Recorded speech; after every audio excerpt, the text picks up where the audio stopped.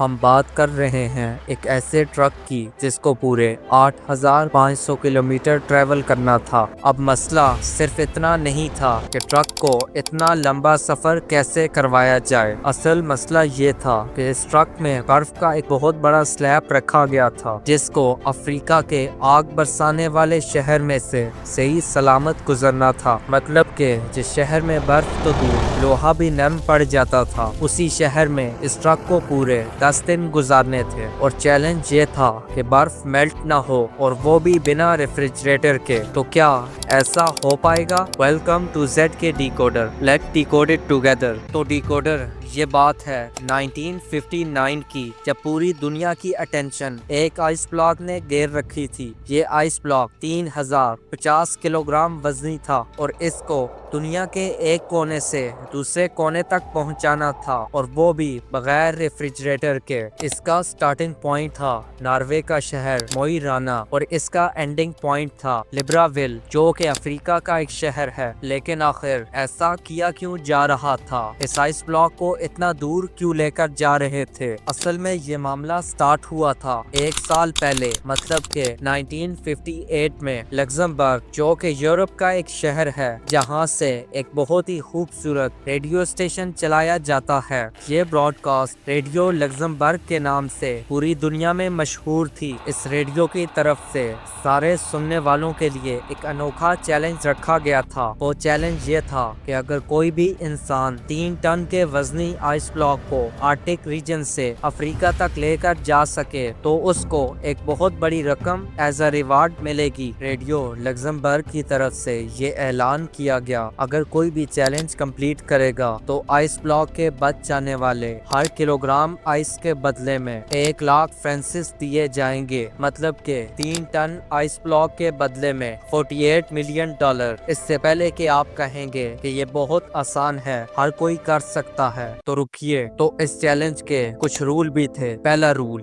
یہ تھا، یہ آئس بلاک 1 پیس میں لے کر جانا ہے۔ دوسرا رول یہ تھا، اس کو صرف بائی روڈ ٹرانسپورٹ کیا جائے گا۔ تیسرا اور سب سے مشکل رول یہ تھا، اس چیلنج کو پورا کرنے کے لیے ریفریجریٹر کا استعمال نہیں کیا جا سکتا۔ ریڈیو لگزمبرگ نے یہ چیلنج اسی لیے رکھا تھا کیونکہ ان کو پتا تھا 3 ٹن کا وزنی آئس بلاک کو آرکٹک ریجن سے افریقہ تک لے کر جانا لگ بھگ امپاسبل تھا، کیونکہ یہ چھوٹا موٹا سفر نہیں تھا۔ یہ سفر تقریباً 8500 کلومیٹر کا تھا۔ اس میں 2500 کلومیٹر وہ سفر ہے جو صحرا کا تھا، جہاں پر ٹمپریچر ایوریج 50 ڈگری سیلسیس کا تھا۔ برف جو کہ فریج سے نکلتے ہی میلٹ ہونا سٹارٹ ہو جاتی ہے، وہ بلا اس ہفتوں لمبے سفر میں کیسے صحیح رہتی؟ ریڈیو لگزمبرگ نے یہ چیلنج تو کر دیا تھا، لیکن ان کا یہ چیلنج ان کو کس مصیبت میں ڈالے گا ان کو خود بھی نہیں پتا تھا۔ یہ چیلنج ریڈیو پر براڈ کاسٹ ہونے کے بعد بھی کئی دنوں تک کسی نے بھی رسپانس نہیں کیا، لیکن پھر برگر ناٹوک نامی شخص نے یہ اعلان کیا کہ وہ یہ چیلنج ایکسپٹ کرتا ہے۔ برگر ناٹوک، جو کہ انسولیشن کمپنی گلاس واٹ کا مینیجنگ ڈائریکٹر تھا، اس کا ماننا تھا اس کی کمپنی جو انسولیشن مٹیریل بناتی ہے اس کو یوز کر کے اس چیلنج کو آسانی کے ساتھ کمپلیٹ کیا جا سکتا ہے۔ اب اگر برگر ناٹوک یہ چیلنج کو ایکسپٹ کر پایا تو وہ اپنی کمپنی اور اس کے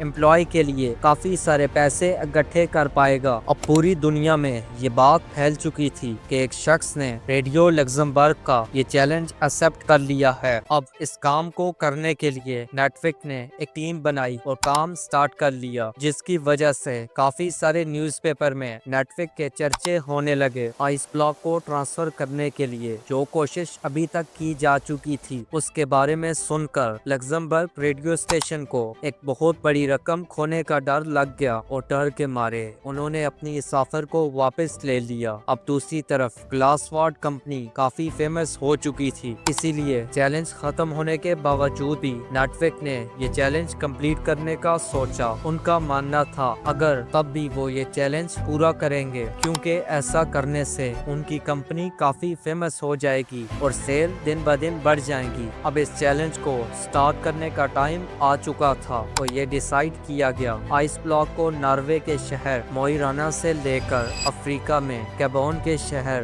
لبراویل تک بھیجا جائے گا۔ اس آئس بلاک کو Denmark, Netherland, Belgium, France, Spain, Morocco और नाइजीरिया के सहरा से गुजारा जाएगा और गैबोन तक लेकर जाया जाएगा। अब नेटविक की टीम में 4 ड्राइवर, 1 इंजीनियर, 1 ट्रक मैकेनिक और 2 कैमरामैन भी शामिल थे। उन्होंने 3 टन के आइस ब्लॉक को कट करना स्टार्ट किया, लेकिन इतना बड़ा आइस ब्लॉक को उठाना उस टाइम उनके लिए नामुमकिन था। इसीलिए उन्होंने 200 केजी के ब्लॉक को काट कर हेलीकॉप्टर की मदद से नीचे भेजा। इसी दौरान नेटविक और उनकी टीम को काफी ज्यादा मीडिया अटेंशन भी मिल रही थी। इसीलिए काफी सारी कंपनी ने नेटविक के इस प्रोजेक्ट को पूरा करने के लिए स्पॉन्सर करना स्टार्ट किया। शेल ने फ्यूल का जिम्मा उठाया और स्कैनी ने उनको ट्रक दिया जिसमें ये आइस ब्लॉक रखा जाना था। अब 200 केजी वाले ब्लॉक को नीचे ले जाया गया और उनको दोबारा फ्रीज किया गया। इस तरह 3050 किलोग्राम का एक बड़ा सा आइस ब्लॉक बना। अब इस आइस ब्लॉक को एक खास कंटेनर में डालकर ट्रक पर लोड किया गया और इसके साइडों पर एक खास किस्म की वूल डाली गई और अच्छी तरह इंसुलेशन करने के बाद 27 फरवरी 1959 को ये अनोखा सफर स्टार्ट हो गया। स्टार्ट का सफर तो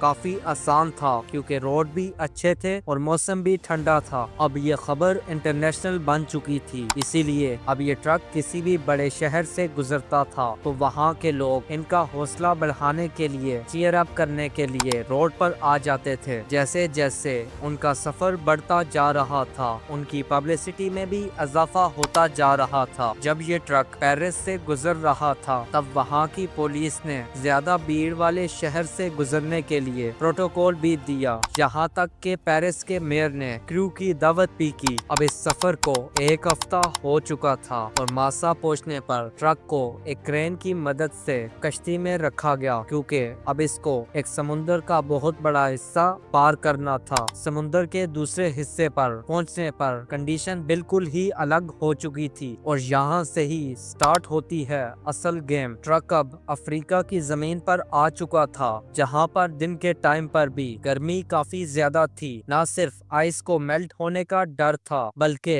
गर्मी की वजह से इंजन खराब होने का भी डर अलग से था और इसके अलावा गाड़ी के साथ क्रू की तबीयत खराब होने का खौफ अलग से था। अब ये खतरे तो सब अपनी जगह पर मौजूद ही थे। इसके अलावा ट्रक को सिक्योरिटी थ्रेट भी थे क्योंकि जिस जगह से वो गुजर रहे थे उस एरिया में जंग चल रही थी और फ्रीडम फाइटर के लोग अक्सर पहाड़ों में आकर छुप जाते थे। वो लोग अपनी बातें मनवाने के लिए ट्रक और उसके क्रू को होस्टेज भी बनवा सकते थे। इस खतरे को काउंटर करने के लिए फ्रेंच फॉरेन रीजन ने ट्रक और उसके क्रू को शहर के कुछ खास एरिया में सिक्योरिटी भी दी और उनको इसके साथ ही खास इंस्ट्रक्शन भी दी कि कम से कम स्टाफ को लेकर इस शहर से गुजरा जाए। अब क्योंकि ट्रक लोड भी था और इस शहर में प्रॉपर रोड भी नहीं थे, इसीलिए ट्रक बार बार रेत में फंस जाता था। उनको मंजिल तक पहुंचने के लिए जितनी जल्दी थी उतनी ही रास्ते में मुश्किलात आती जा रही थी। हर बार जब ट्रक रेत में फंस जाता था तब क्रू को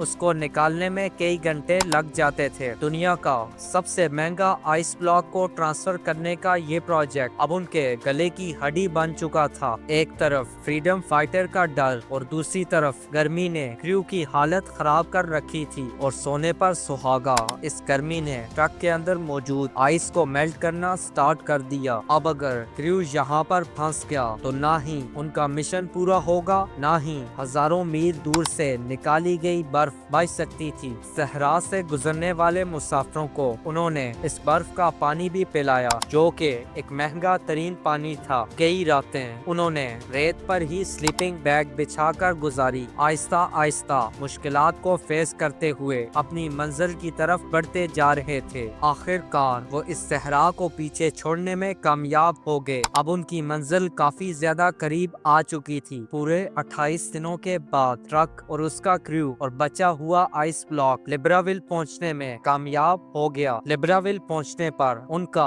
अच्छे से इस्तकबाल किया गया। लोगों ने उनको वेलकम किया। अब सबकी नजरें सिर्फ उस कंटेनर पर थी। आखिर 28 दिनों के बाद उस कंटेनर में कितनी बर्फ बची थी और क्या वो बर्फ बच पाई थी या नहीं, सबको इंतजार था। इसीलिए जब ट्रक के कंटेनर को खोला गया तो एक अजीब ही मंजर था। जी हाँ, नॉर्वे से निकाले हुए आइस ब्लॉक तो के 3050 किलोग्राम का था, लेकिन पूरे 28 दिनों के مشکل سفر کے بعد بھی آئس بلاک کا وزن تھا 2714 کلو گرام، یعنی کہ صرف 11% آئس ہی راستے میں میلٹ ہوئی تھی، باقی سارا آئس بلاک ون پیس میں موجود تھا۔ بے شک ریڈیو لگزمبرگ اپنے چیلنج سے پیچھے ہٹ چکا تھا، لیکن پھر بھی یہ چیلنج پورا ہو گیا تھا۔ یہ برف توڑ کر کمیون کے لوگوں میں ڈسٹریبیوٹ کی گئی جنہوں نے آج سے پہلے کبھی بھی برف نہیں دیکھی تھی۔ نیٹون کی ٹیم کو اس ٹائم کوئی کیش پرائز تو نہیں ملا تھا، لیکن اس کی کمپنی کی سیل اس وجہ سے کئی گنا بڑھ گئی تھی۔ کلاس وارڈ آج بھی کلاکا کے نام سے آئسولیشن مٹیریل بناتی ہے اور 1959 کے بعد سے ان کی کمپنی کی پاپولیرٹی میں اضافہ ہوتا جا رہا ہے۔ آپ لائک اور سبسکرائب کر سکتے ہیں۔ لیکن ڈیکوڈر کیا ہو اگر میں آپ کو کہوں کہ ایک بندے کو صرف ایک فون کال کی وجہ سے 29,000 کروڑ کا نقصان ہوا؟ کون تھا یہ بندہ